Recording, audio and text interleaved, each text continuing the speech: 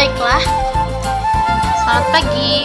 Baiklah, selamat datang di Museum Virtual Kampung Ulos Huta Bolon, Desa Lumban Suhi-Suhi, Pangururan, Kabupaten Samosir.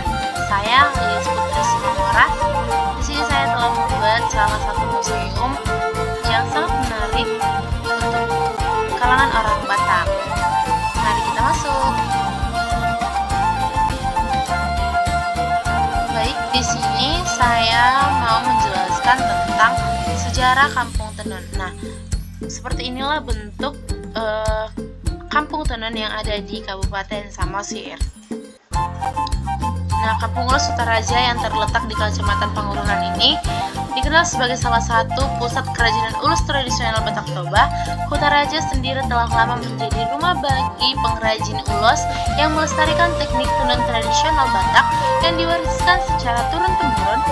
Sejarah kampung ini erat kaitannya dengan peran ulos sebagai warisan budaya yang tidak hanya berfungsi sebagai kain, tetapi juga memiliki makna simbolis yang mendalam bagi masyarakat Batak. Baik, selanjutnya kita masuk kepada video perkenalan saya.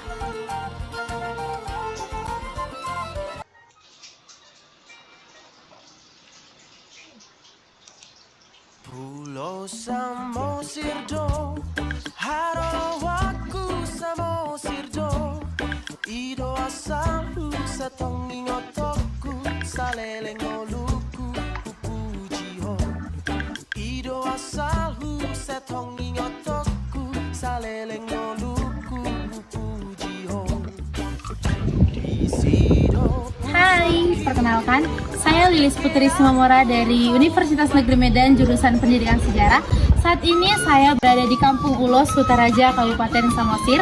Di sini saya akan membuat destinasi Kampung Ulos ini menjadi salah satu museum virtual saya. Baiklah, seperti yang kita tahu pada era modern sekarang banyak orang-orang yang tidak meminati mengunjungi sebuah museum. Nah, untuk kali ini saya Lilis Putri Simamora dari jurusan Pendidikan Sejarah Universitas Negeri Medan akan membuat museum virtual dari Kampung Ulos ini.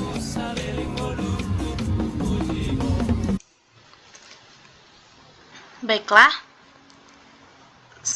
begitu singkat dari video perkenalan saya. Selanjutnya kita masuk ke dalam koleksi-koleksi yang ada di museum saya, yaitu yang pertama, sebelum kita melihat koleksi dari museum ini, ada baiknya kita membaca papan informasi yang telah saya buat. Nah, di Kampung Ulos Sutaraja Pardemen ini tertulis nama kampung ini dalam huruf Latin dan aksara Batak. Terdapat peta sederhana kampung yang memperlihatkan tata letak bangunan dan area penting di dalamnya dengan beberapa lokasi yang diberi label angka.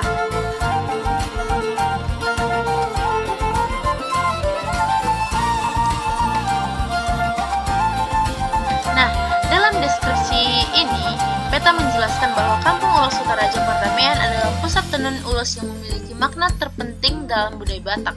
Kain ulos ini dibuat dengan tradisi yang diwariskan secara turun-temurun dan memiliki nilai simbolis dalam kehidupan masyarakat, digunakan dalam berbagai upacara adat seperti kelahiran, pernikahan, dan kematian.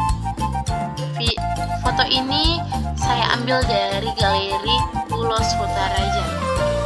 Yang selanjutnya kita masuk ke Galeri Ulos Sutaraja. Yang pertama di sini ada ulos ragi hutang. Nah, ulos ragi hutang ini adalah salah satu kain tradisional Batak yang sangat memiliki makna filosofis dan simbolis. Bisa kita baca di penjelasan ini.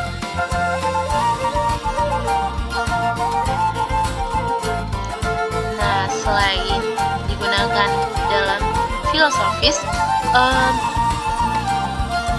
ulos ini juga sudah dikoleksi mulai tahun 1889 dan kekuatan dari ulos ini sudah mulai rusak. Selanjutnya kita masuk ke ulos ragi hidup. Ini adalah ulos ragi hidup zaman dahulu dan tadi adalah ulos ragi hotang zaman dahulu. Nah, makna dalam ulos ragi hidup ini tidak hanya tentang kehidupan seseorang, tetapi juga tentang kehidupan seluruh komunitas. Ulos ini mengingatkan akan penting sekali untuk saling mendukung dalam keluarga besar, menjaga hubungan antar generasi dan memperkuat tali persaudaraan di dalam masyarakat Batak. Karena itu, ulos ini sering dianggap sebagai simbol keseluruhan perjalanan hidup manusia. Selanjutnya ini adalah ulos ragi hotang.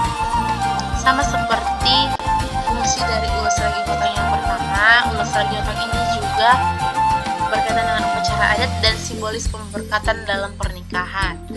Ini adalah ulus ragi hotang pada zaman sekarang. Oke, next kita masuk ke ulus ragi hotang, ke ulus ragi hidup zaman sekarang. Selanjutnya ini adalah ulus ragi hidup zaman sekarang. Ulus ragi hidup ini memiliki sejarah yang panjang dalam budaya Batak.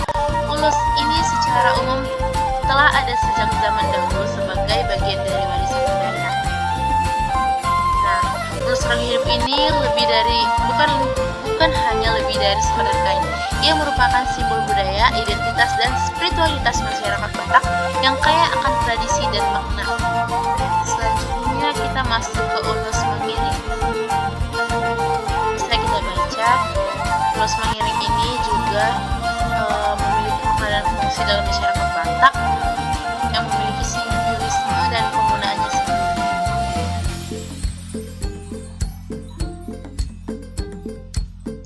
Nah, ulus ini juga bisa digunakan sebagai pelindung dan doa.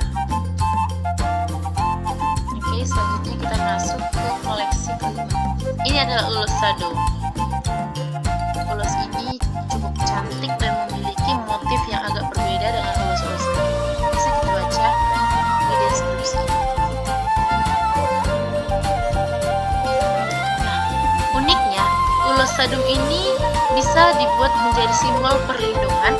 Ulus sadum ini sering dianggap sebagai simbol perlindungan dalam tradisi Batak, yang mana kainnya diyakini dapat memberikan perlindungan kepada pemakainya dari bahan dan hal-hal negatif.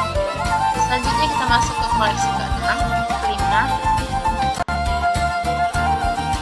Ini adalah ulus bintang maraton.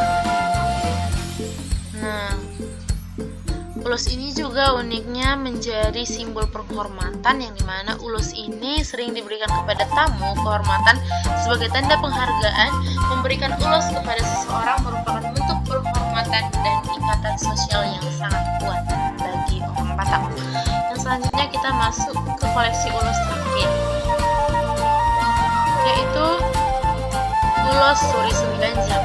Dari bentuknya bisa kita lihat bahwasanya ulus ini adalah juga salah satu ulus yang unik, yang dimana ulus suri ganjang ini bukan hanya sekedar kain, tetapi juga merupakan simbol dan nilai-nilai tradisi dan spiritualitas yang dipegang oleh masyarakat Batak. Oke, next kita masuk ke koleksi bahan dan pewarnaan dari ulus. Di sini bisa kita lihat ada akar mengkudu. Akar mengkudu ini menghasilkan warna coklat yang cukup tua. Bisa kita baca dalam deskripsinya.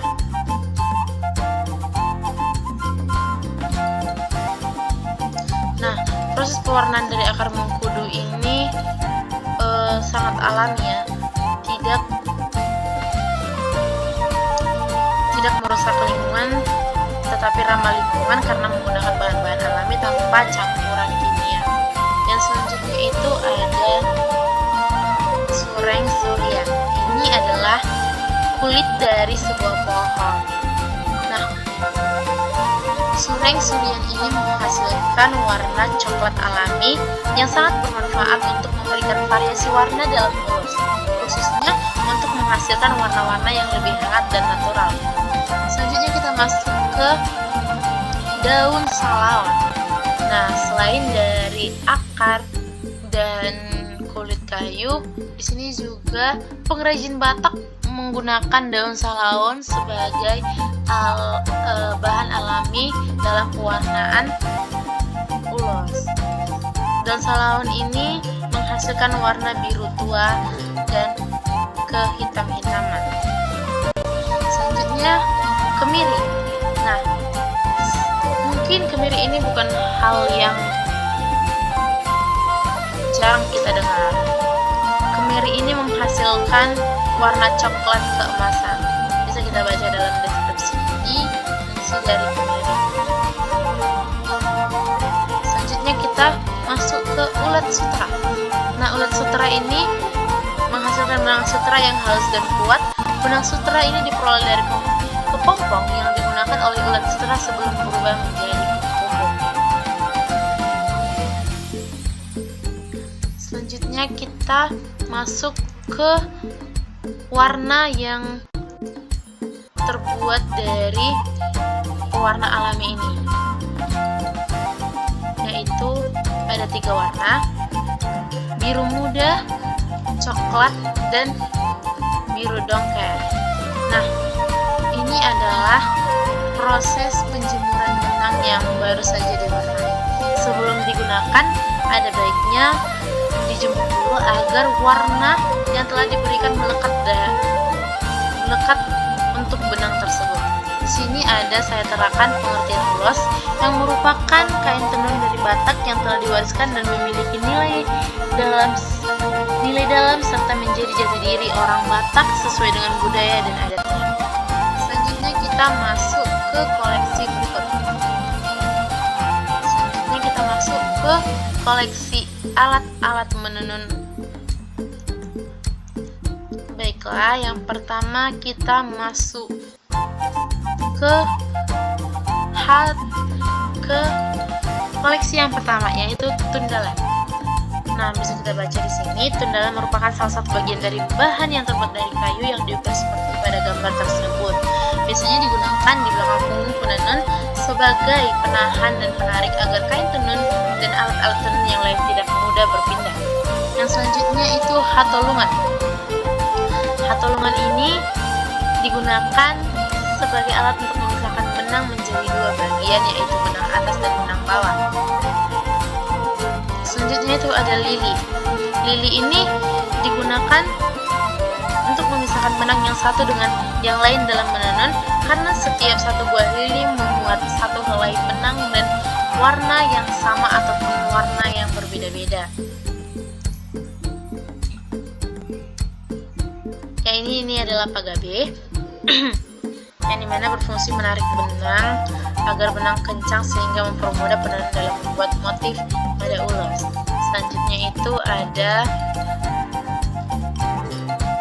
ini, bisa kita lihat. Selanjutnya ini ada baliga, yang dimana baliga ini digunakan sebagai sekat atau pemisah antara benang bawah dan atas untuk memudahkan tulak masuk di antara helaian benang dan membentuk pola ulos. Selanjutnya kita akan memasuki koleksi terakhir dari alat-alat menenun ini. Nah, di sini adalah pewarnaan.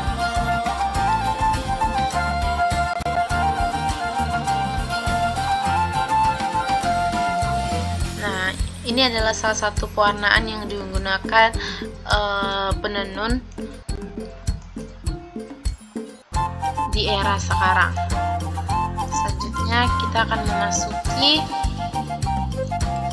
koleksi foto Bonapasogit yang ada di Galeri Ulos. Seperti ini.